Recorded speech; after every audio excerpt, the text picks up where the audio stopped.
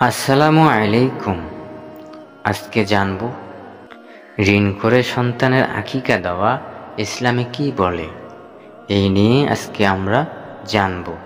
সন্তান জন্মের সপ্তম দিনে আল্লাহর শুকর ও আনন্দ প্রকাশের অংশ হিসেবে আকিকা করা মুস্তাহাব। রাসূলুল্লাহ সাল্লাল্লাহু আলাইহি সাল্লাম বলেন, একটি ছাগল জবাই করে তার নাতি হাসান রাদিয়াল্লাহু আনহুর আকিকা করেছিলেন। উম্মুল মুমিনিন আয়েশা রাদিয়াল্লাহু আনহা বলেছিলেন, রাসূলুল্লাহ সাল্লাল্লাহু আলাইহি সাল্লাম পুত্র সন্তানের জন্য দুটি ও কন্যা সন্তানের জন্য একটি পশু আকিকা করার নির্দেশ দিয়েছেন। সুনানে তিরমিজি। হযরত আবু হুরায়রা রাদিয়াল্লাহু থেকে বর্ণিত, রাসূলুল্লাহ সাল্লাল্লাহু আলাইহি সাল্লাম বলেছেন, ইহুদিরা পুত্র সন্তানের আকিকা করত, কিন্তু কন্যা সন্তানের আকিকা করত না।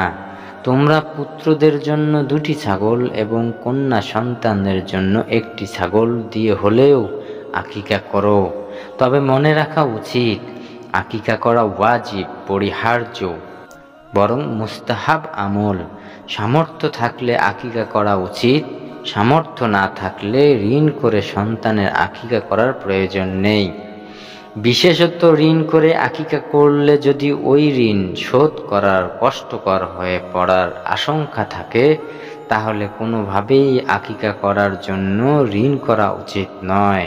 ঋণ অনেক বড় মুসিবত। ঋণের ভারে জর্জরিত থাকলে মানুষের কটু কথা শুনতে হয়, মানুষের কাছে ছোট হয়ে থাকতে হয়, জীবন অসহনীয় হয়ে ওঠে। দুনিয়ার কাজকর্ম যেমন ঠিকভাবে করা যায় না, শরীয়তের নির্ধারিত কর্তব্যগুলোও ঠিকভাবে পালন করা যায় না।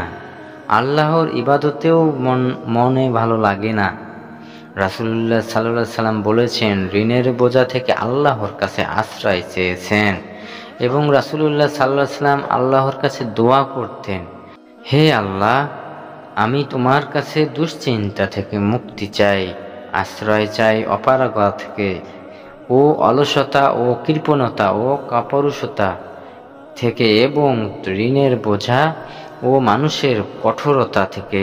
শিশু জন্মগ্রহণ করার সপ্তম দিনে আকিকা করা মুস্তাহাব হলেও সপ্তম দিন না পারলে 14তম দিন, সেই তারিখের অক্ষম হলে 21তম দিন বা পরবর্তী যে কোনো দিন আকিকা করা যায়। তাই সপ্তম দিন না পারলে পরবর্তী যে কোনো আল্লাহ তাআলা সামর্থ্য দান করেন তখন আকিকা করা নিয়ত করা যেতে পারে। জাযাকাল্লাহু খায়ের।